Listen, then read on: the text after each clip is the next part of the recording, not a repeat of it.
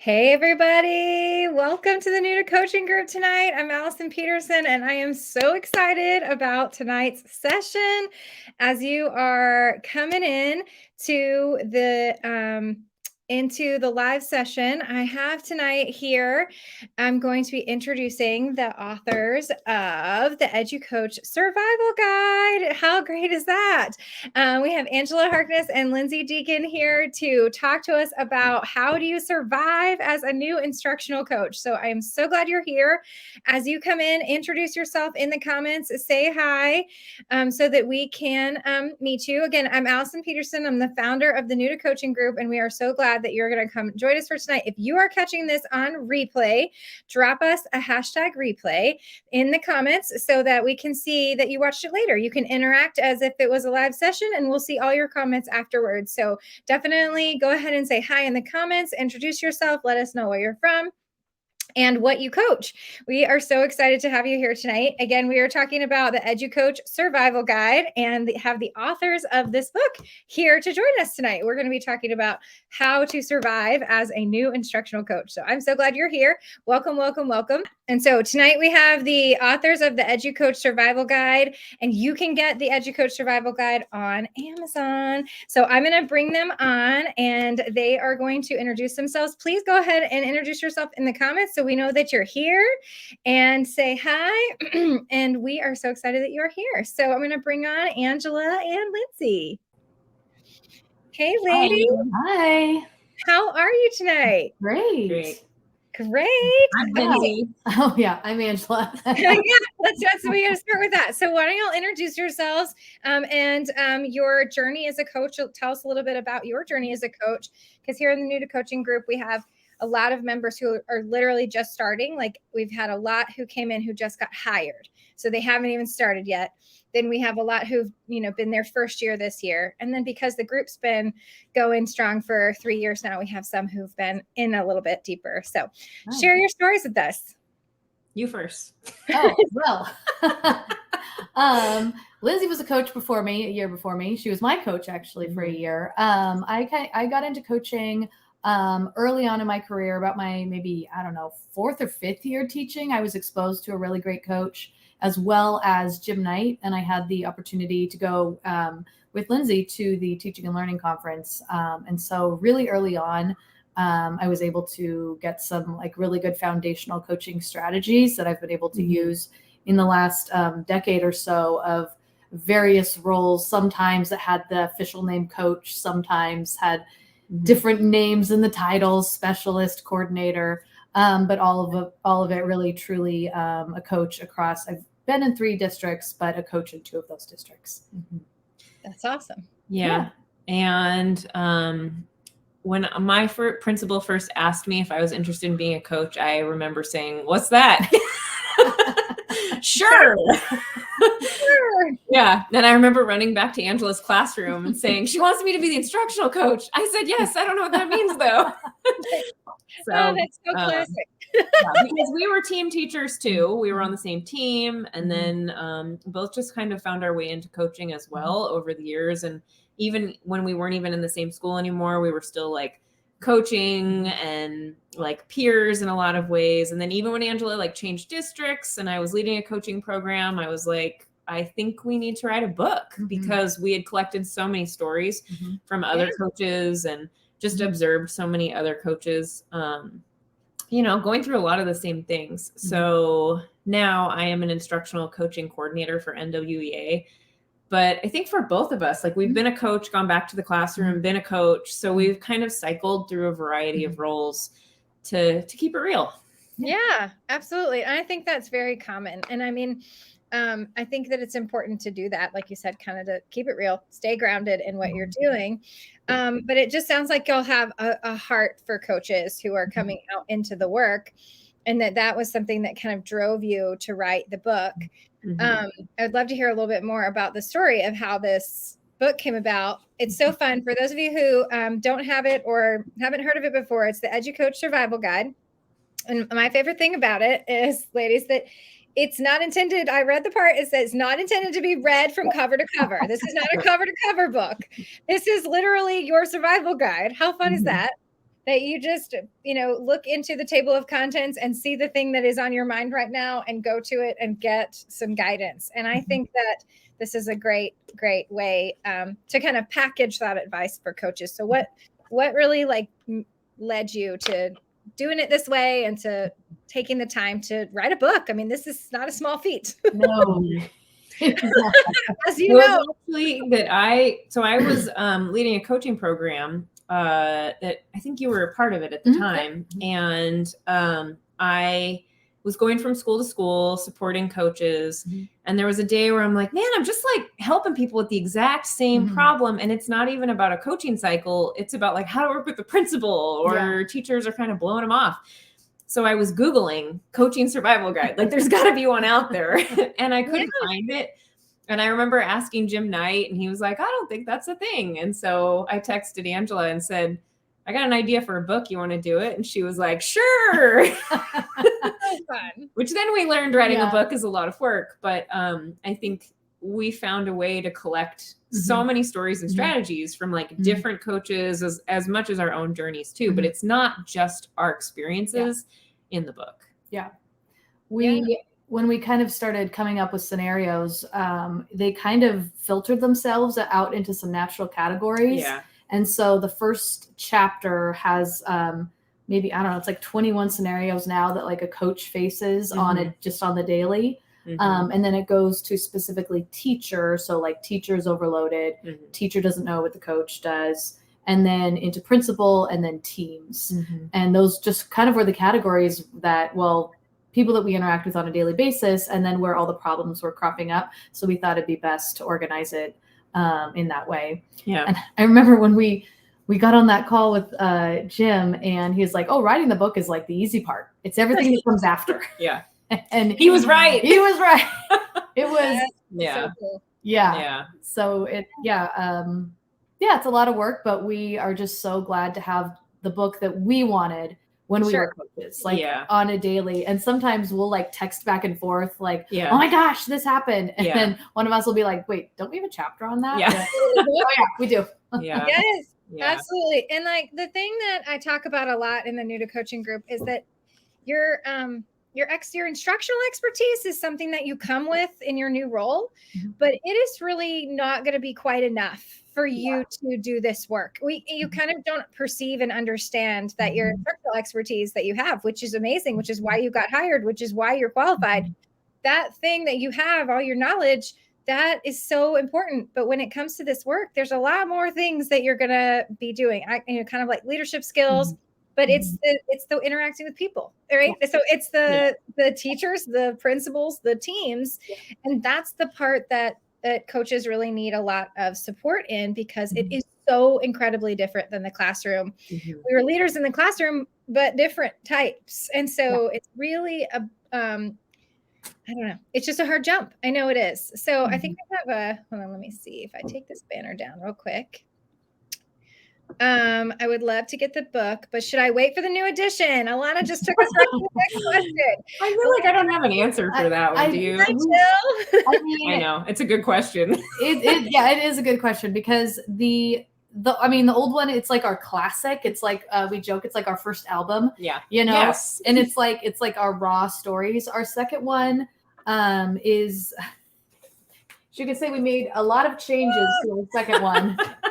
So, and there's like 10 new scenarios, but it's not going to come out till July. So if you want something now, if you feel like I need this now, then I'd say go ahead and get it. It's kind of our oldie but our goodie.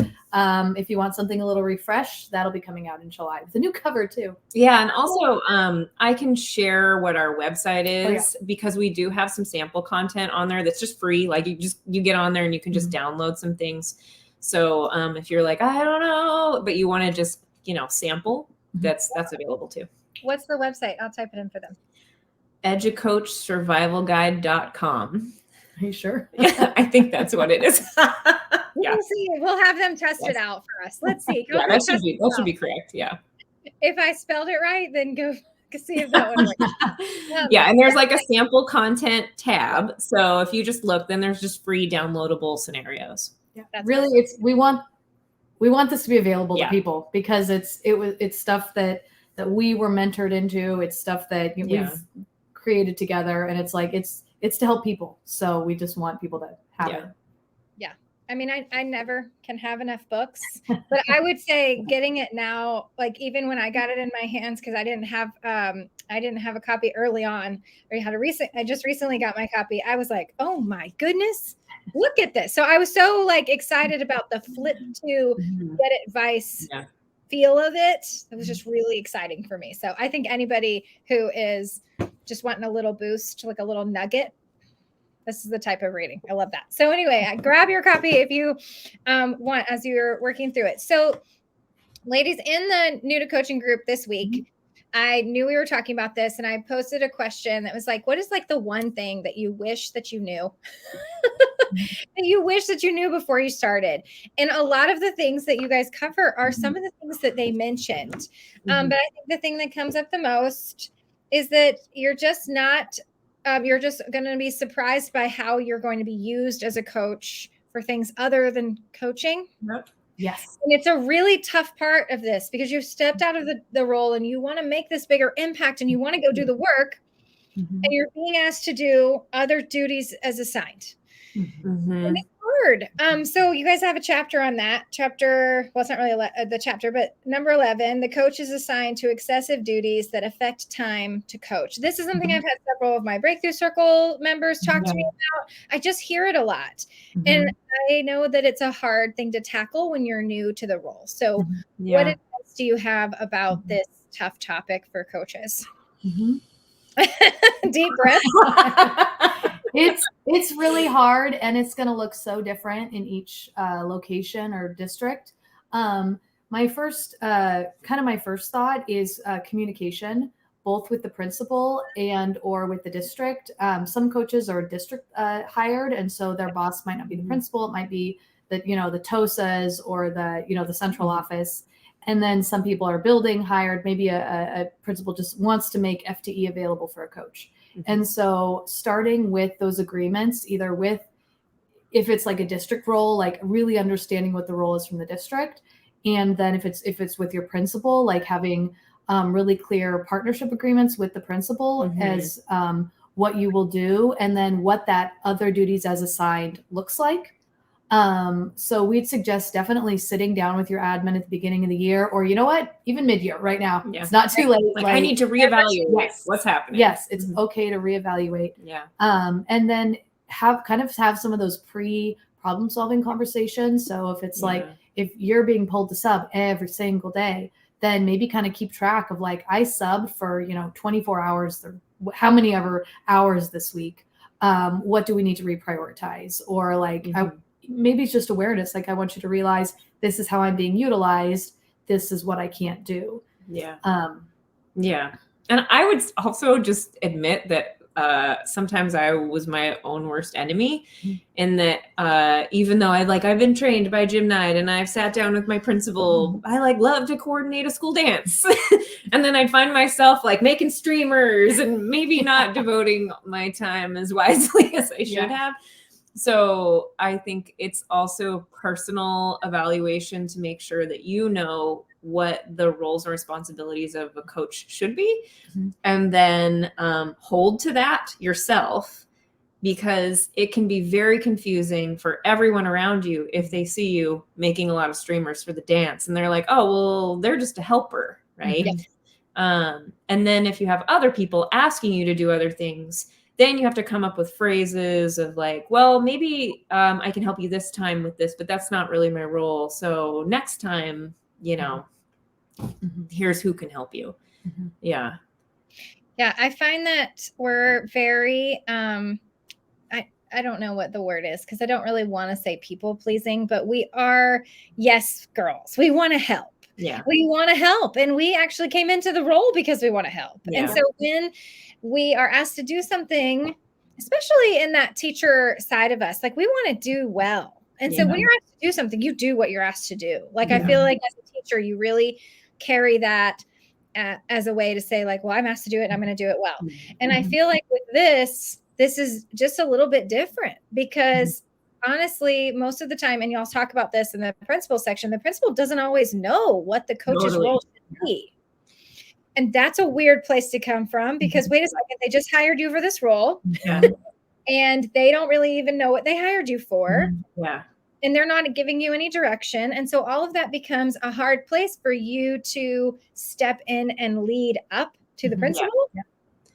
That puts you in an awkward spot, but it really is the role. Yeah. And I think especially when you're new, but really at any stage of your career, like we're always learners.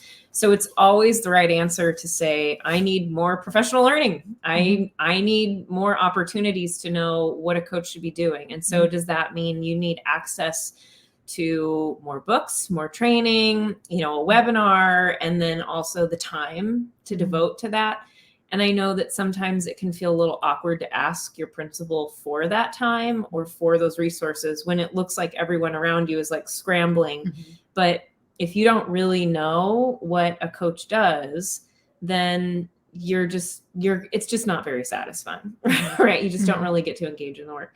And I also think, because I talk to a lot of new coaches where it is usually like the spring and they're like, I don't think I want to do this anymore. Because when you think back and you became a new teacher, did you just have it all down by the spring of your first year? Like, no, it's a completely different journey. And so you have to give yourself the space to like say, I don't have it perfect, and that's okay. Like, I'm just going to do this little bit or this little bit. And next year I'm going to do better. And the next year I'm going to do better. But don't just like throw in the towel because it didn't work the first round. Yes. I'm a huge advocate of that. I just really, I don't want to like tell people don't go back to the classroom, but at the same time, don't go back too early. Make a decision that truly is one that you feel informed about. Because just like you said, like your first year in the classroom, you don't even know, and you are trying to figure it out, and you're just trying to keep your head above water. And it feels very much the same the first year as a coach. But if you have spent that first year building relationships, you've set the foundation and the groundwork to make year two like a lot, maybe not totally smooth, but the road is not nearly as bumpy a year two because of the relationships that you were able to build. And so just investing in the long-term component of this role, and then realizing this is not 1 year with students where they come in, you grow them, and then they leave. Like this is 5 years investment in these teachers. And you hope that we can make some progress in that 3 to 5 years to build an instructional coaching program. So many new coaches come into the role and they say to me, I'm the first coach in the district. I'm the first coach at this school. Like they're launching something brand new too. And I know you said the groundbreaker. Yeah. That's hard. Which is why it's even more important to learn all about coaching, because then you can speak to some of like the learning and the struggles as other people get onboarded. Yes. And like, you were mentioning gym night that Amy said, so true, everything we just said. But you were mentioning gym night and like where to go and learn these things. And I feel like there is a lot of literature out there, but a lot of the places, I mean, gym night has been a very foundational, I want to say guru. What's the right word for him? Mentor. Mentor. But I also feel like studying the field of coaching outside of education has been incredibly helpful for me as well to truly understand what is the purpose of a coach role. So those things can be really helpful. And I think the other thing too, the tendency when you get hired is you think you need to know more content. Like, oh, I don't know enough about the phonics instruction. I better go learn all the content. And although that is valuable, you're actually going to find that learning about coaching is going to, and leadership, those are the things that are going to help you with these challenges that are coming your way. Totally. Yeah, absolutely. Yeah. So the other thing that I saw in here, let me go back to the table of contents. Y'all have got to, even if you just pull it up on Amazon and look at this table of contents, you're going to love it. It's so good. The other thing that we can talk a little bit about is just in general, and I kind of see this like in multiple places, but the idea of role clarity, we were just talking about that. But the principal section, like when the principal is clear on your role, and how to help them with that and realize that it is your responsibility. Like, to own the role clarity does not come from the principal. It actually comes from you. So what have you guys shared about some of that or thought about as you've been rewriting the book? Yeah. Well, do you want to tell your story about? I want to hear your story. Which one? I have so many. Tell them all for all the time in the world. The one with Chris. Oh, yeah. I mean, so when I was a brand new coach, I was so lucky because my district did send me out to Jim Knight's original instructional coaching workshop, the spring before I became a coach. And I had the whole summer to sort of think about it. But I think the thing that I was not prepared for back then was working with the principal and like, what do those weekly meetings look like? And she was an instructional leader for sure, but we just never really sat down and talked about that. So I usually had a Friday morning meeting every week with the principal, and I would just go and I don't know, I'd bring notes and just sort of wait for her almost to interview me on like what's happening. And and I also really wanted to impress her because I was new. Right? Because we want to do well. Yeah, like we come from a place wanting to do the job well. Yes, absolutely. And there was a teacher planning day. So the teachers weren't around. And we know those are the days administrators are usually the busiest because suddenly the teachers don't have kids keeping them, busy.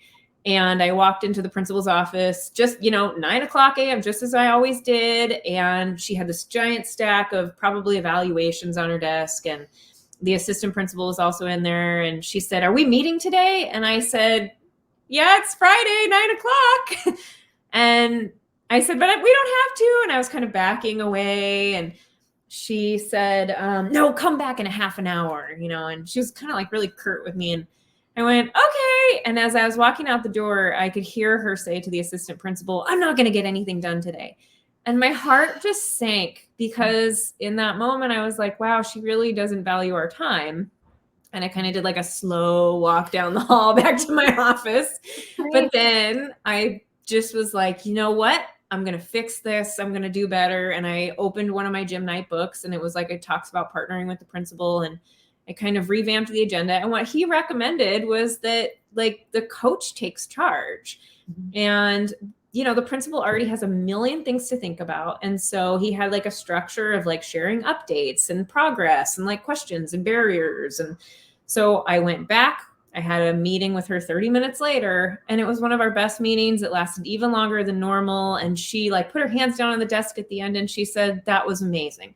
And I was like, great. And then our relationship was really different from that point on, but nobody had ever trained me to do that.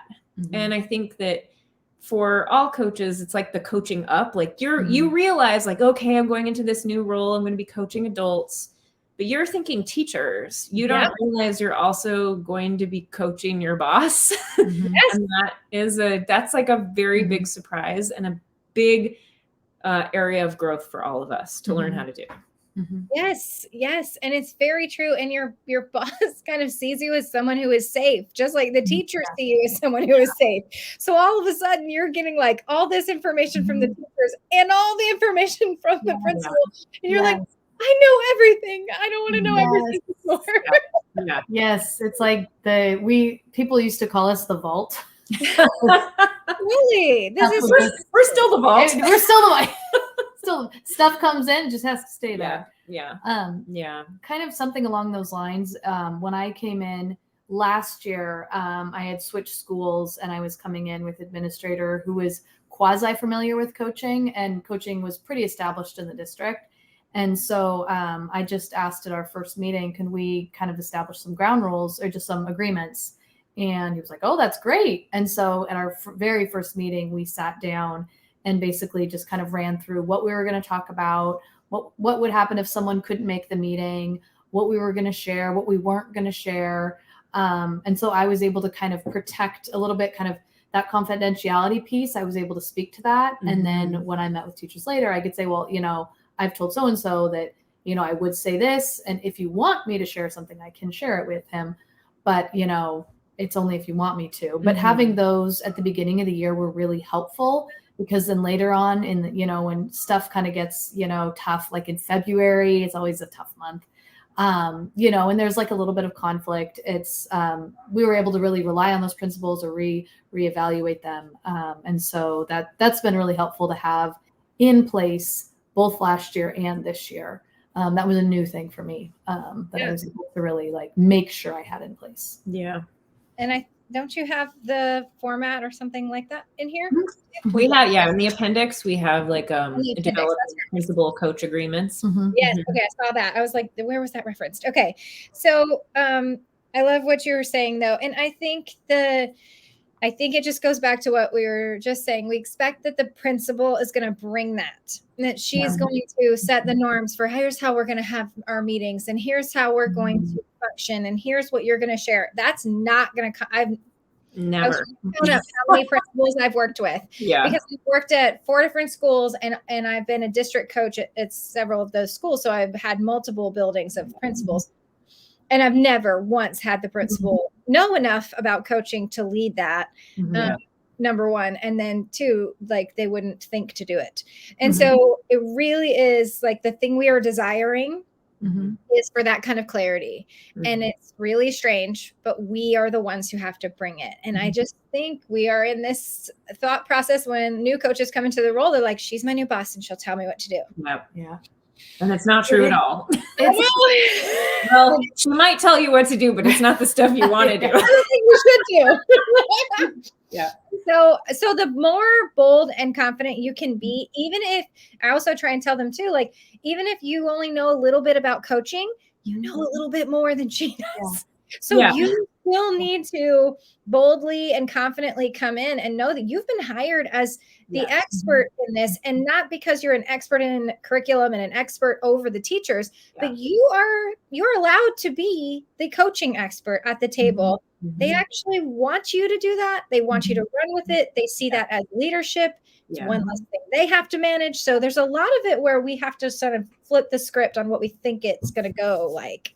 Yeah, absolutely. I found that in doing that, it in a way kind of protects the program. And at my side, I've taken to calling it the program. So the idea is like it's bigger than me. Yeah. It's not just I'm this person coming in. Yeah. It's like this is the program for the school that we've invested in. And actually, there was an event that was coming up at our school, and I was put on the email as kind of like a person to not be in charge, but kind of, one of those things that, we'll add the coach to this. And at one of our meetings, I just said, I got this email, but I don't have capacity to do that. And because we had established those expectations of what I would do, the principal said, I wouldn't expect you to do that. And so that was like really great to hear that, like, I wasn't about to get plugged in because, it was like, the coach can do this, because that's oftentimes what will happen without that protection. Yes. And it's still hard. There's always principals that aren't as easy to, to come along. And then they still say, because I messaged one of the answers, the comments back. And I was like, do you have any room to talk to your principal about this subbing? And she was like, no, I've already tried. And I was like, oh gosh. So sometimes we still run up against it, but the more we can have clarity around our own role, the more we can communicate it. But this chapter about principles too reminds me of just all these different types of principles that we have. I loved that about this section. Like, principal has shiny object syndrome. It's like you can see the person in your mind as we say them, right? And all these principles that I've had in the past, I think of them too. Principal cancels a meeting or does not see a need to meet regularly. Had that one before. Principal appears overwhelmed. I think you should need to say at all times. Yeah. Principal has a lot of ideas but lacks a plan. These are so good because they're so real. Yeah. Yeah. And we're not here to pass judgment on principals. But we love our principals, but they are really. But and I think the point is that they're not, just like you said, they don't need to be the expert on coaching. That's our job. But nonetheless, when they have shiny object syndrome or appear very overwhelmed, it impacts our ability to do the coaching with teachers. So we just found that you just really needed a lot of different strategies to kind of like work through and finesse those personalities or those working styles. And that's leading up. I mean, in John Maxwell's book, The 360-Degree Leader, that's the book that I kind of base some of the work around, leading from the middle around. He has an entire chapter about all the different types of leaders you might interact with. Yeah. And this is just a very real thing, is that you have different types of leaders who handle things differently, and now you're working under them, and now you're also coaching up to them. So how do you nuance your way into helping them, supporting them, and then also, you know, trying to help them see the things that maybe they're missing because of the overwhelm. There was something else about that I was going to say.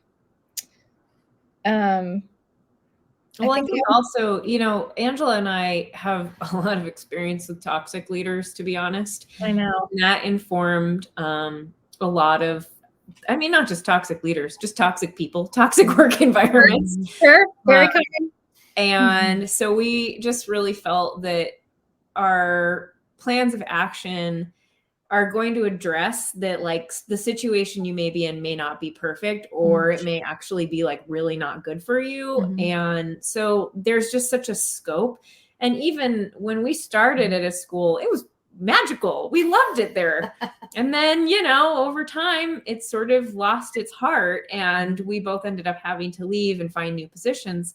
But those always are learning opportunities for us. They might not have been fun at the time, but, and then when we would collect stories from other coaches, is the same thing, you know, like it was really important to address, like, especially in our new book, sort of like as COVID changed the world, like what is the new sort of like look of coaching? Because it is different in a way, you know, or just in schools in general is different. Yeah. I mean, do you have some specific differences that y'all have noticed that you've honed in on for the new book? Well, the two big things for me were therapy and subbing.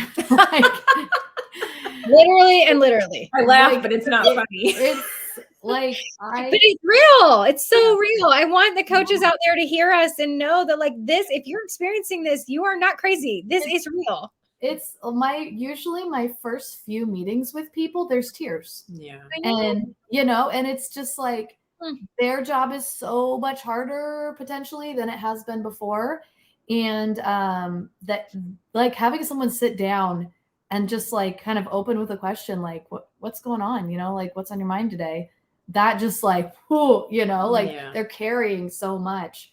And so I would say holding space for that has kind of, that's been a new thing for me, kind of starting there and then getting to the instruction. Cause like if their needs aren't met, you know, it's going to take a really long time to get there.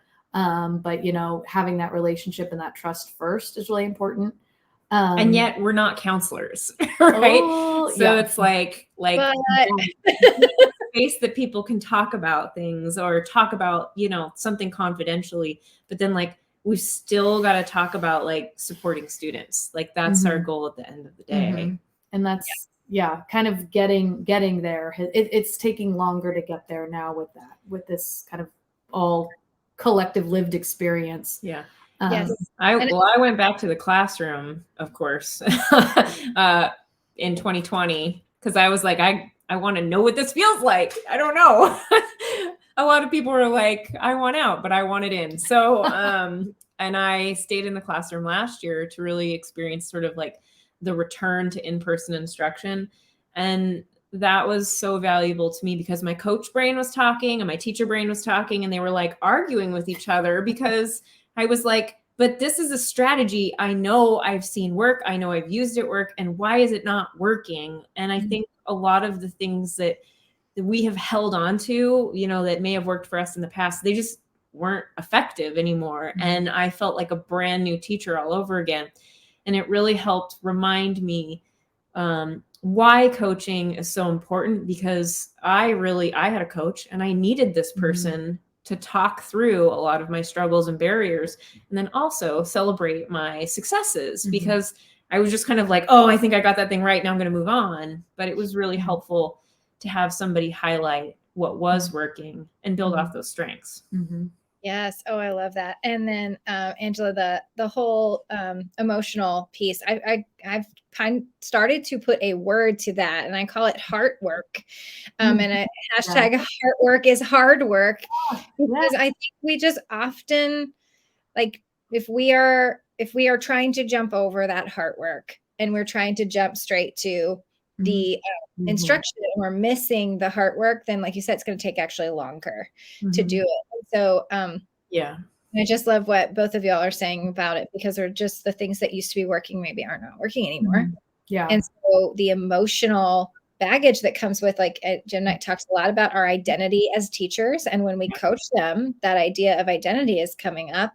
And so all of a sudden, the thing that you used to do that was working, your identity, starts slipping through the cracks, and it does overwhelm, and so many other things that get in the way. And so that personal work is kind of like the way through. And I agree that it's really kind of ramped up with everything that has been going on. So, and the subbing was the other thing you mentioned.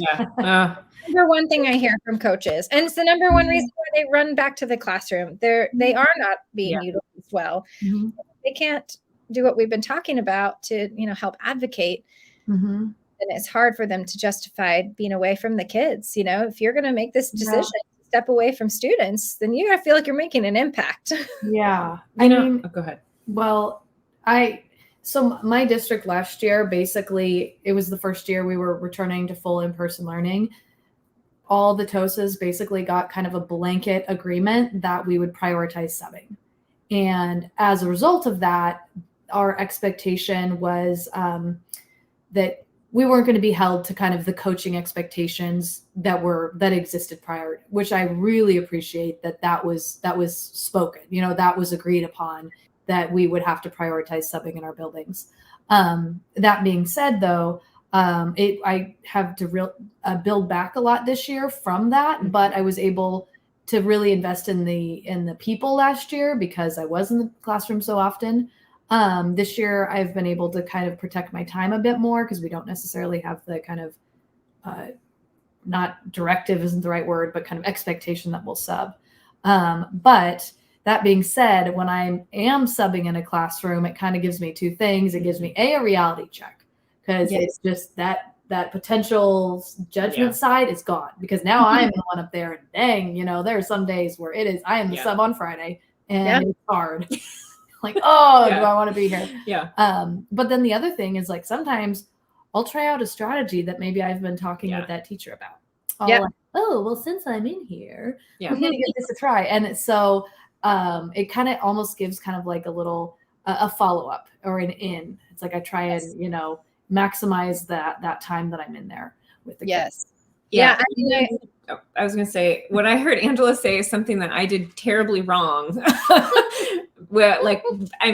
Several years ago, I was in a building coaching, and there was just high staff turnover all the time, high absences. And what I did instead, when I got sort of placed into subbing all the time, was I resented it all the time. And I wasn't really in a headspace to think about how could I find value in it. And then at the same time, I held myself up to the standard of getting all the things that I still thought I should get done. And I didn't communicate with leadership about it. And it just led me to ultimate burnout, because I thought, well, this is what coaching should be. And I was just in such a fixed mindset about it that it wasn't good for anyone in the end. So I think what I heard Angela say is really, I think, being more open to what the reality of it is, and how do you make it work for you? Oh, I love that, because I think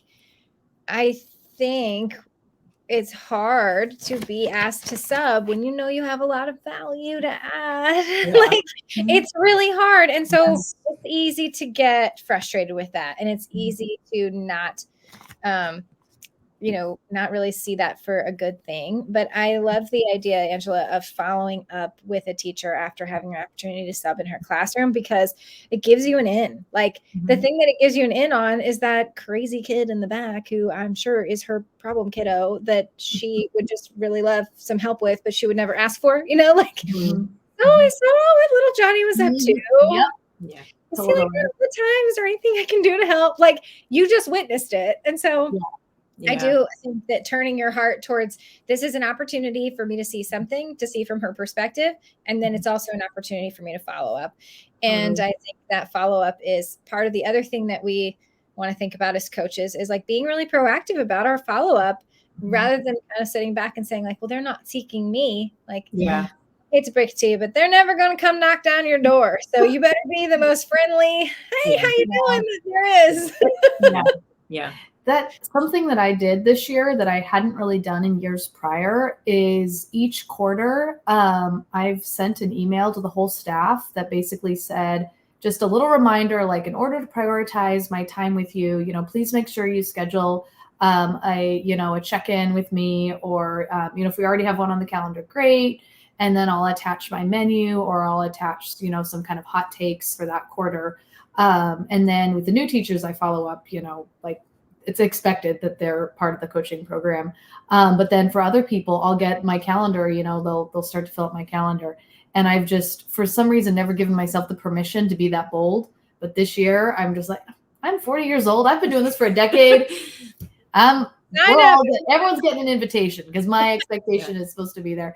And then usually I'll get like a decent chunk that I can work with for a couple of weeks. And then that's kind of like a really strong set of cycles there. So that's something that isn't really the norm in my district. But I just was like, I'm doing this. Yeah. And like we said, like, you don't have to get it the first year. Like you're just figuring out what works for you and where you're at.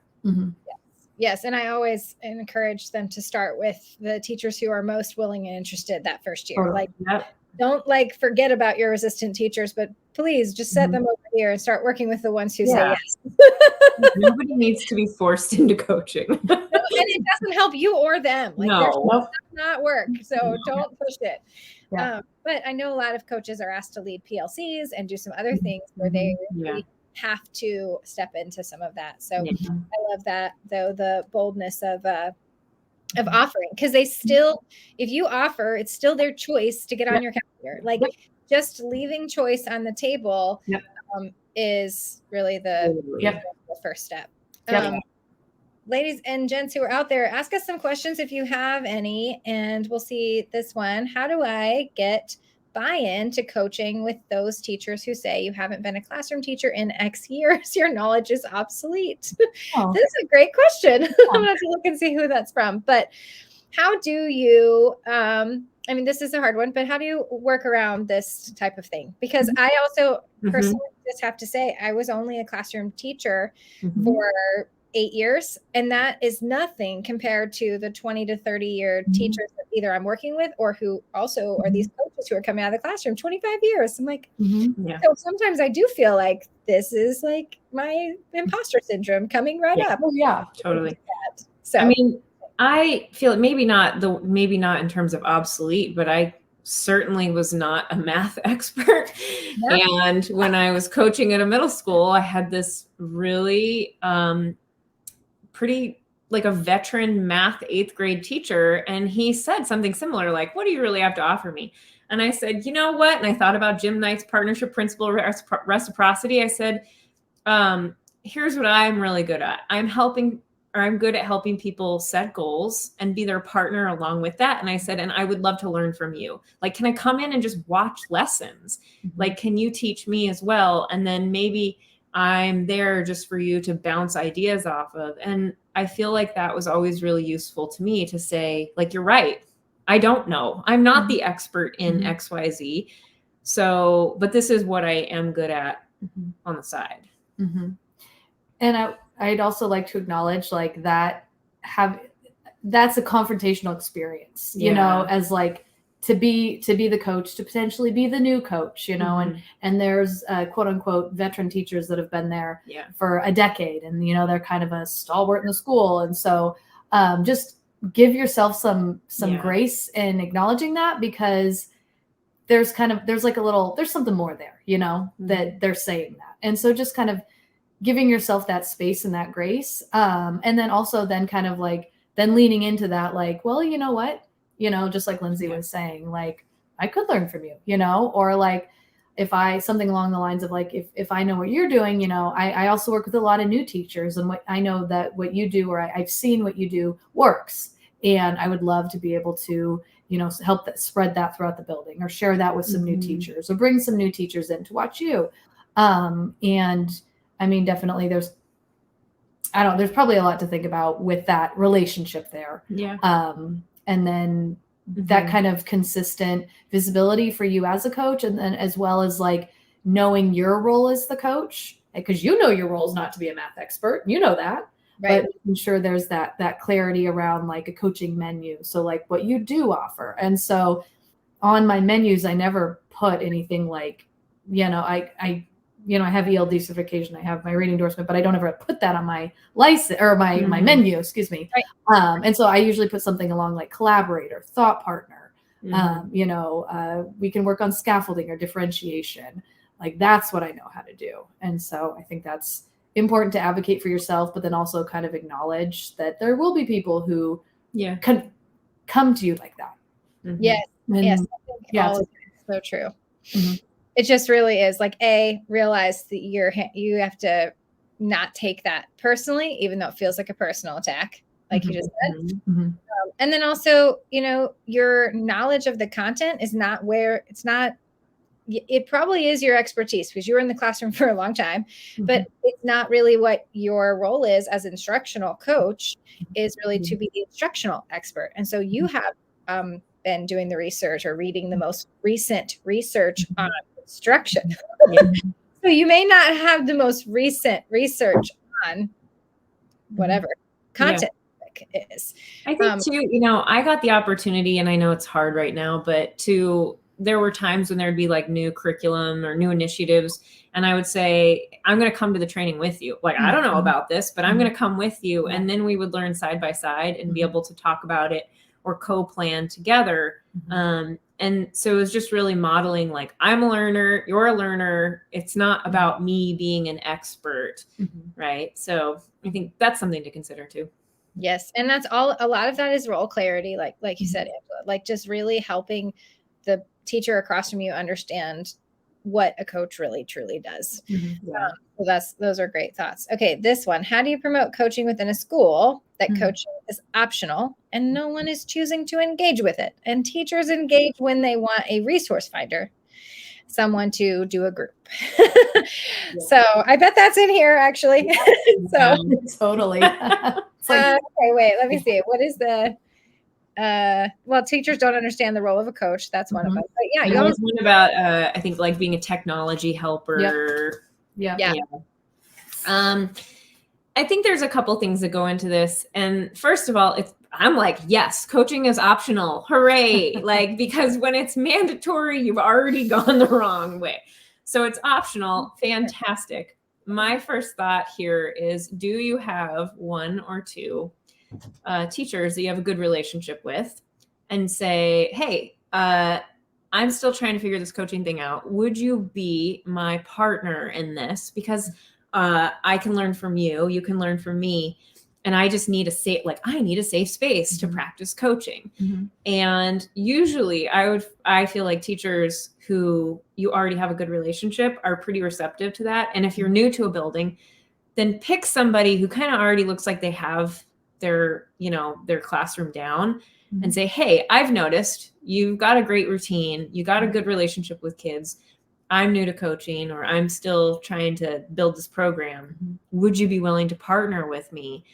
And start small, right? Because word will travel, or other teachers will see like, oh, well, they're working with so-and-so. How come they're not working with me? Right? Yeah. I mean, that's my runner's mentality that I teach here in the group, is just go after the ones who are willing and ready to work with you, and realize that they're the ones who will start the momentum. But I do think too, when it's choice oriented and it's optional, no one is choosing to engage with it, then maybe we need to come up with ways to entice them. Like that's the Kickstart PD is the other thing that I share, which is like try to hold a little PD that's optional around a topic that they might be interested in, and then see if they show up. And if they do, see if we can turn that into a coaching cycle. Like, how can we bring them in if they're not seeming to engage? It can be hard because they continue to not engage, but you'll have, even if you have one or two show up, that could be one or two coaching cycles. So it could be good. Yeah. And also, I mean, it might be like a good time to have a conversation with the principal. Like, here's like literally people are not opting into coaching. Yeah. I'm trying to get through this barrier. People are seeing me as a resource helper, and working through this with the principal who may be able to talk with teachers in terms of if they're looking for things, they can then know that you're a valuable resource, not a helper. Along the lines of those PDs, some coaches in my district, we do something called a Fast 15. And basically, at some point, we've sent out various surveys and we kind of collect like what folks are most interested in.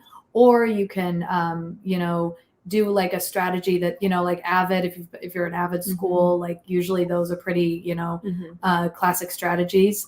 And so I'll just do a Fast 15. I'll promote the heck out of it. Posters, emails, reminders. You can have the slide deck. Even if you don't come, you can have it. The notes, the examples, and then I'll just have the replay. And then I'll just do like Fast 15 in the library. See you there.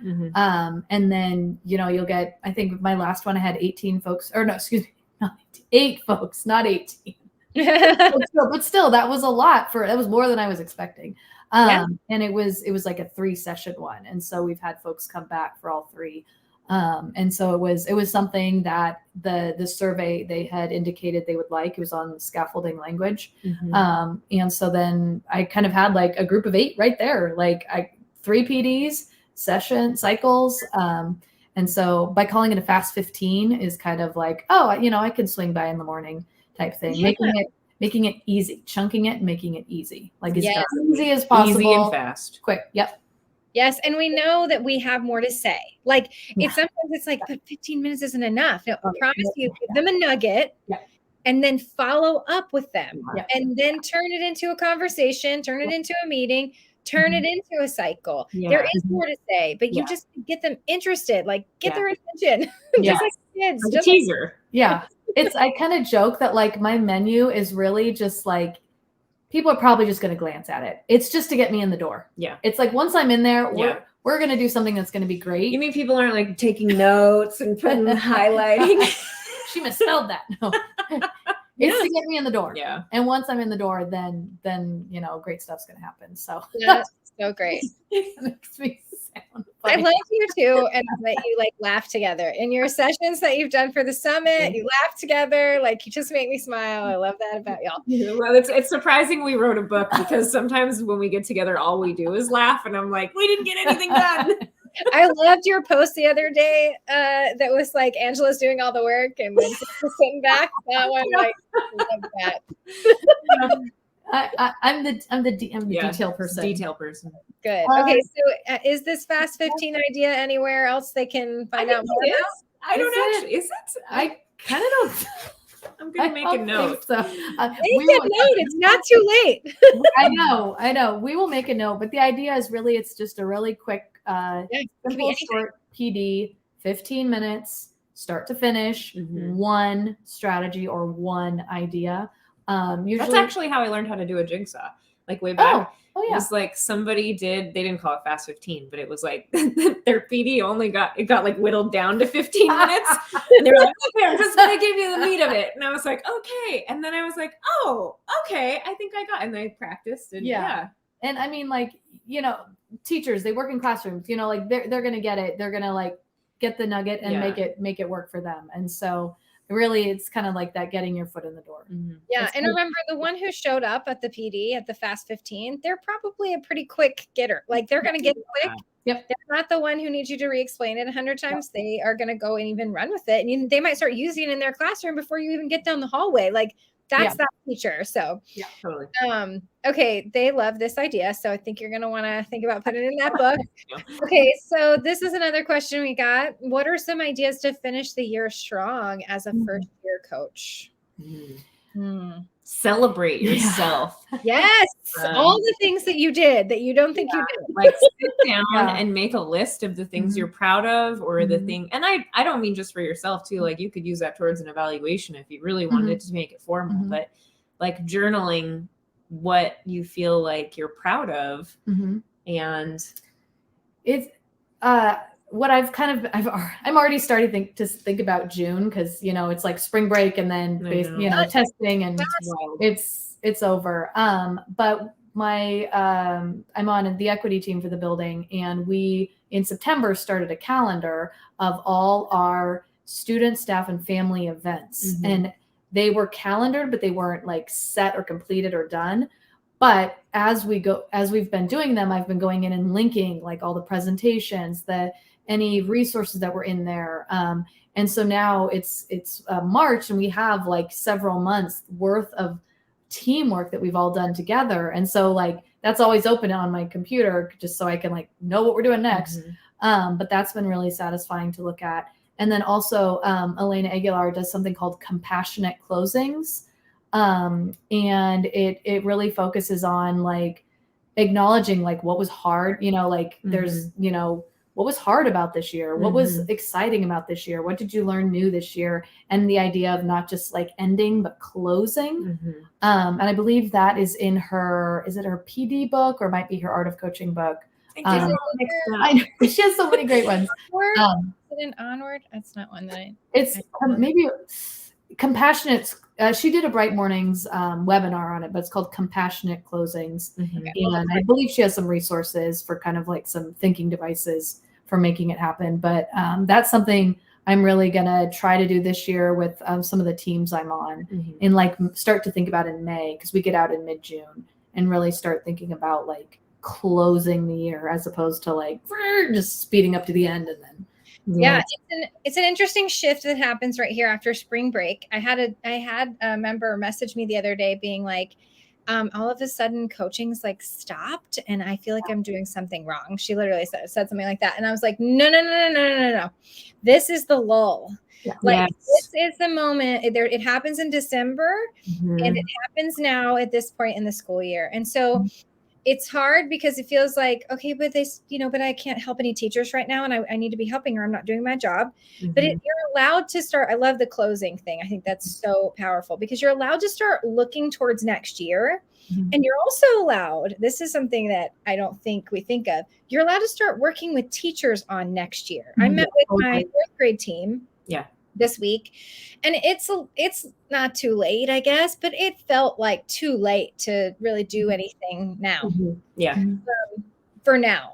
But it wasn't too late to start talking about next year and what they wanted to do next. And so the whole meeting was all about, what do you think you want to try next year? And so pulling them and starting to, I like the grade level groups, because mine are small. So if you have huge grade level groups, but the closing activity plus a next year planning time can be like a really valuable way to kind of close out the year, is be like, all right, let's think about how, what you want to reflect on about your growth from this year, and what are you thinking that you want to bring into next year? And that opens doors for you. Now it's like, oh yeah, we said we were going to talk about that. I'm going to put a little seeds. It's already ready. So, and last year, this time, I pulled every single one of my math teams, and we created the scope and sequence for the following year. And it was all the like late spring work is what we did. They left, especially one of them came to me and she was like, I might cry. This is all done before I leave. That's huge. So I just think as a new coach, you think you're supposed to be super busy coaching right now. And that's just really maybe not realistic. So how can you put your attention? I feel like something I learned early on was that February and March are almost like dead zones when it comes to coaching, because it's that middle slump, and people are often, and like, it didn't matter when, any school I was at, it was the same thing everywhere I went, that they're just not really energized to talk about their professional goals. But they come back from spring break and all of a sudden it's like the light is out. I don't know. And the energy changes. And then suddenly they do see, oh my gosh, the end of the year is on the calendar. And there's this frenetic pace to start getting through things. So it is, I'd say it's like very typical to have this lull. It's ebbs and flows for sure. Yeah. And that's okay. Yeah. Well, and the weird thing about it is it's usually opposite from when you used to have like a high as a teacher. That's when you're going to have a low as a coach. So like the first day of school. Yes. Oh yeah. It's very slow. Because like you've just gone through all this PD and all this pre-planning and that was a hard time. Yeah. And the teachers were not like, and so they were kind of there and then they start school and it's most like they get going and you kind of, and the same thing happens in December with everything is trying to get to the finish line and you are under a dip and they are under an urgency. So whenever they're in the urgency, you're in the dip. And that feels weird because you feel like you should be able to be in that with them. And your old routines of being a teacher, you're used to that flow. This is a different flow. It's weird. That's when I feel like people are most receptive to me in their classroom because it's like the first day of school. And so I always take that chance or to leave a little note or like last year I did water bottles with granola bars rubber banded around them and just left them on their desk with like a little, a little happy note. And then like, that kind of, I'm always going to be there basically. It's like whether we're just stopping by to say hi, whether you want to just stop by my office and say something, like just trying to keep the door open, especially during those times. Totally. Yes. Just keep doing the work, even though the ebbs and flows happen. Yeah. All right, friends. So we're going to wrap up, but we want to know what has been most useful for you tonight. This has been a great conversation. So drop us a few things that are most useful to you, or if you have a question and you want to ask, we can bring that up as we close here tonight. What do you tell us a little bit about some of these tools that you have in the back of the book? Things like the Eisenhower Matrix, the coach teacher partnerships, and then the principal coach partnerships are in here. So these sample coaching feedback form, there's lots of good tools in the back of this. Yeah. I mean, the idea is that they, again, we don't want people to read our book cover to cover. So they could just be sort of standalone. Like you could just open up to the Eisenhower Matrix, which is just, Angela taught me how to use the Eisenhower Matrix. It's like how to prioritize your time when you have all these different tasks. And if you want to, you could read. Yes, you could read. And it's not like we created the Eisenhower Matrix. All over. Yeah. You could Google it too. But, like if you're just feeling like you need a strategy for prioritizing your time, like you can just open it up and use it. It is referenced in different scenarios, but you don't have to go to those scenarios.